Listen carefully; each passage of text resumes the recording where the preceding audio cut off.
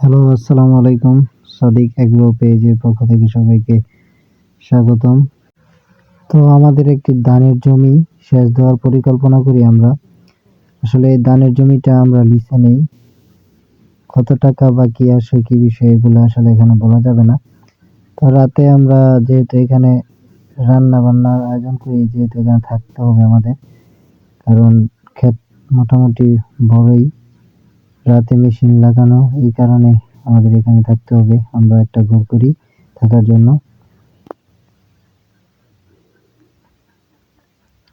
তো এইভাবে দেখতে দেখতে আমাদের সকাল হয়ে যায়। সকাল হয়ে যাওয়ার পরেও আমরা দেখি পানি এখনো সেচ শুকায় নাই। যার কারণে আমরা পরের দিন মোটামুটি দুপুর পর্যন্ত অপেক্ষা করি মাছ ধরার জন্য। এখন ৬টা বাজে। এখনো দেখা যায় ক্ষেতে অনেক পানি।